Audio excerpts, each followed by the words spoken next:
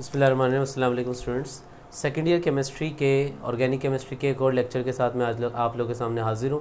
और लास्ट के जो OC10 था उसमें आप लोगों ने देखा कि मैं आप लोगों से बात कर रहा था किस हवाले से, प्रिपरेशन ऑफ एल्केन के हवाले से। तो आज की जो वीडियो है इसमें मैं आप लोगों से उन्हीं टॉपिक के जो फर्दर आपके पास रिएक्शन है उस हवाले से मैं आप लोगों से बात करूँगा। तो इसमें हमारे पास जो तीसरा मेथड है इसका नाम है बेटा डी कार्बोक्सिलेशन। अब ये डी कार्बोक्सिलेशन का मतलब क्या है? देखें, डी कार्बोक्सिलेशन का मतलब ये बना, ये वाला जो पर्टिकुलर पार्ट है इसका मतलब होता है प्रोसेस और इसका मतलब होता है रिमूवल। तो ऐसा पता लगा process of removal. Carboxy means carbon and oxygen. तो the process of removal of carbon and oxygen is known as D carboxylation.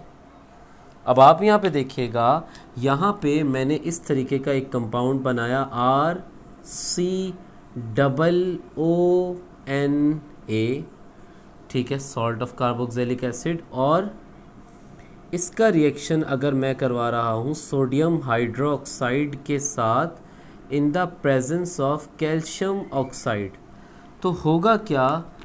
देखिएगा, ये वाला हिस्सा, ये पूरा हिस्सा आपस में मिल जाएगा और जब ये हिस्सा आपस में मिलेगा बेटा तो ये बना लेगा सोडियम कार्बोनेट Na2CO3। साथ में ये R और ये H मिलकर RH बना लेगा। और याद रखिएगा ये RH रिप्रेजेंट करता है बेटा किसको? एल्केन्स को रिप्रेजेंट कर रहा होता है।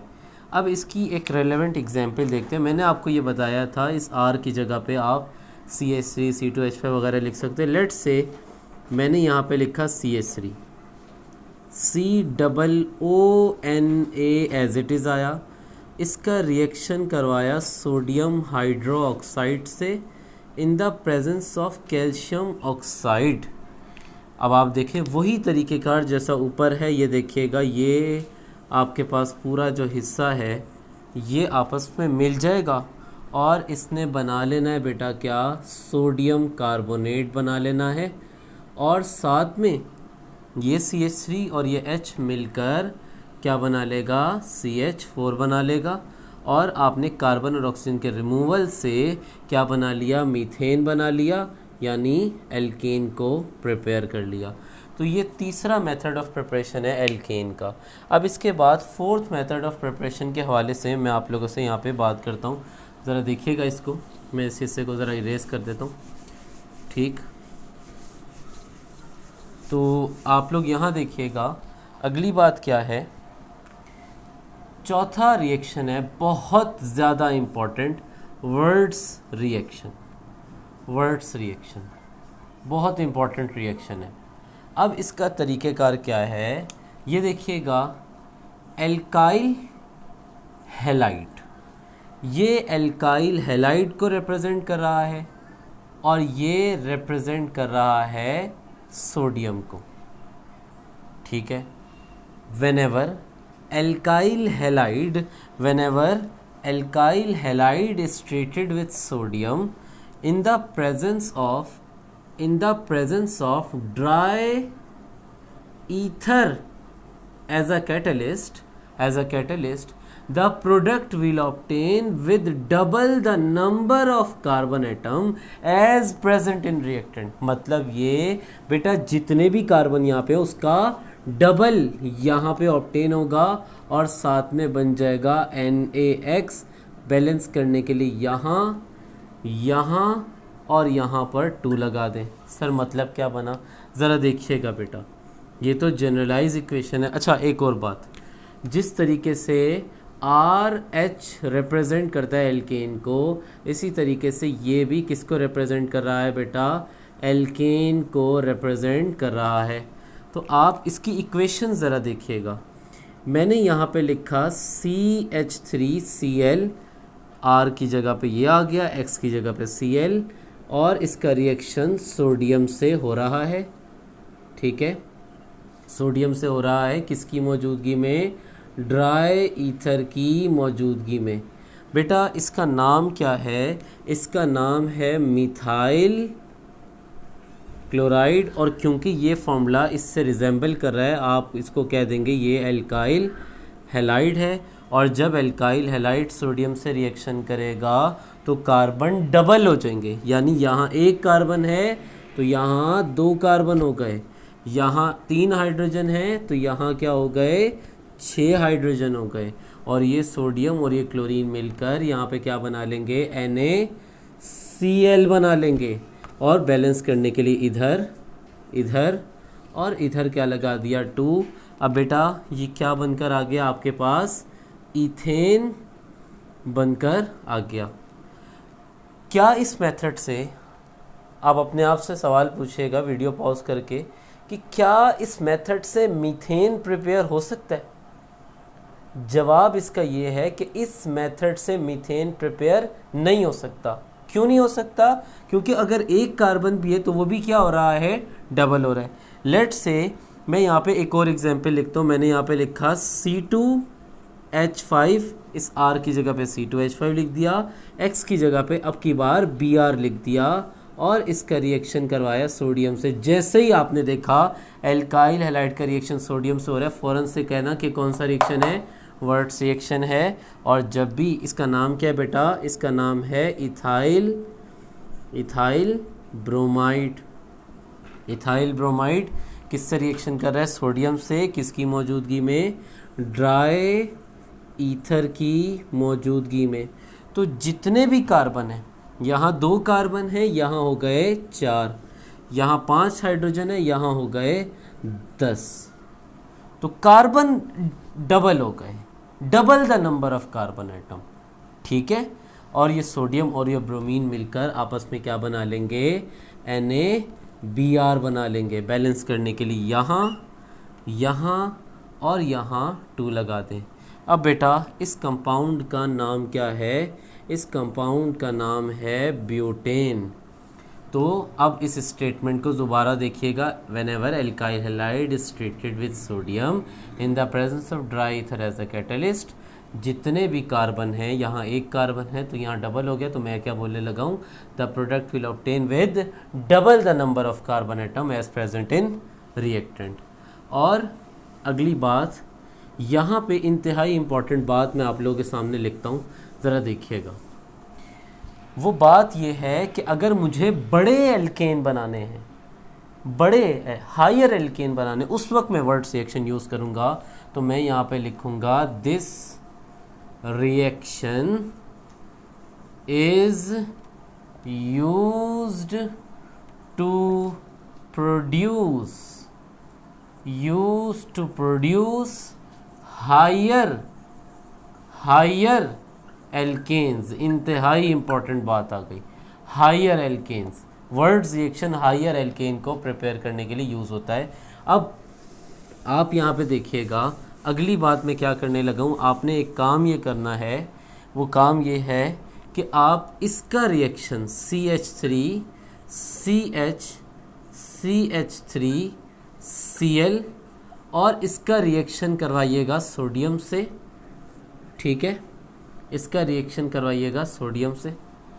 ठीक है, अच्छा एक काम ये करते हैं कि आप वीडियो पॉज करके इस रिएक्शन को करें, फिर उसके बाद ये वीडियो देखना शुरू कीजिएगा दोबारा से। आप यहाँ देखें, ये आपके पास बेटा देखें, ये हिस्सा 3 कार्बन प्रोपाइल वाला हिस्सा है और ये chloride, propyl chloride.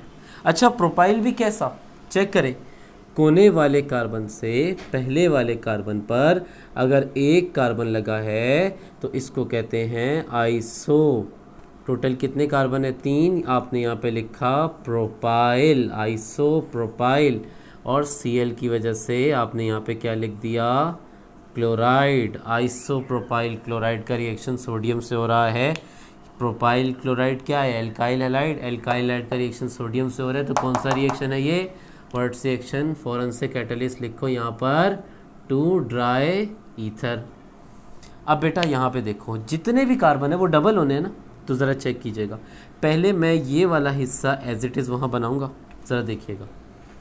CH3 CH और CH3, ऐसा ही है, ये हिस्सा ये रहा।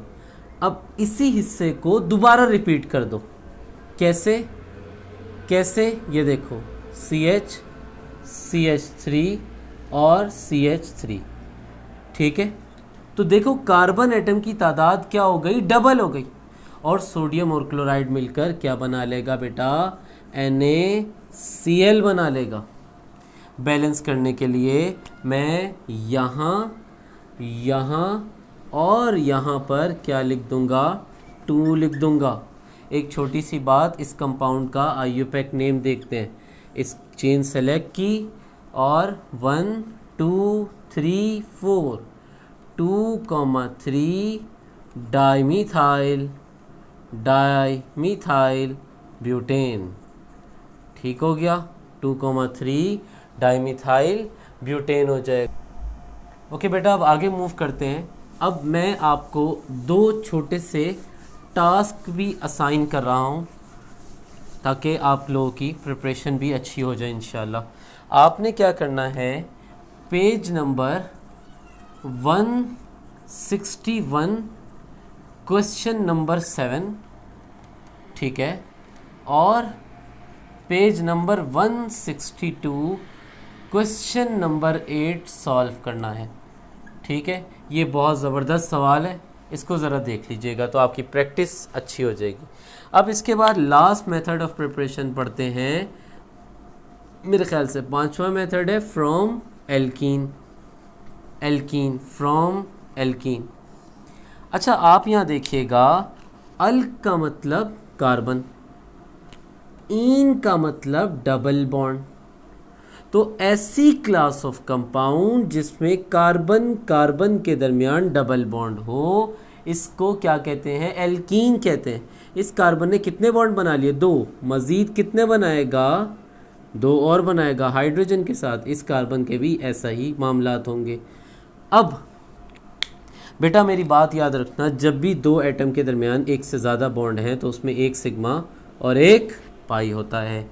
पाई बॉन्ड वीक होता है और ये बॉन्ड की तलाश में होता है कि किसी तरीके से ये अपना बॉन्ड तोड़ के सिग्मा बॉन्ड बना ले।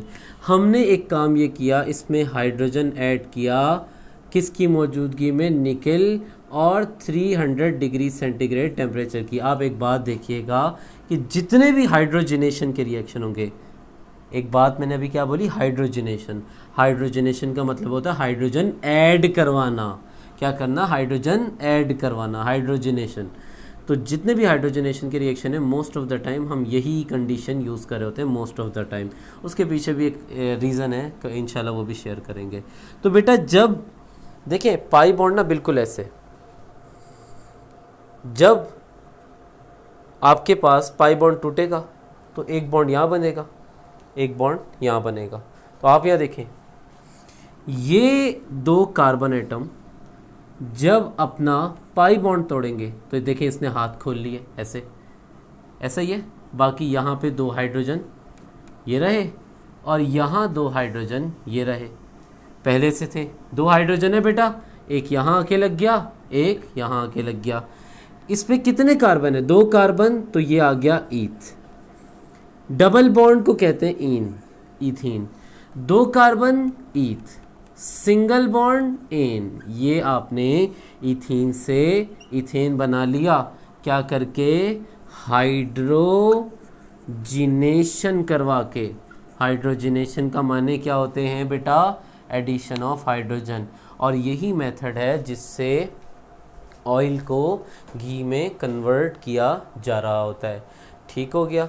अब एक छोटी सी बात है यहाँ पे, इथीन की तरह मीथीन तो नहीं होता, ये बात तो आप जहन में बिठा लो। तो क्या एल्कीन में मीथीन अगर नहीं होता तो क्या इस मेथड से मीथेन बन सकता है, नहीं, इस मेथड से मीथेन प्रिपेयर आप नहीं कर सकते। आप इस मेथड से इथेन, प्रोपेन, ब्यूटेन, ये सारी चीज़ें प्रिपेयर कर सकते हो।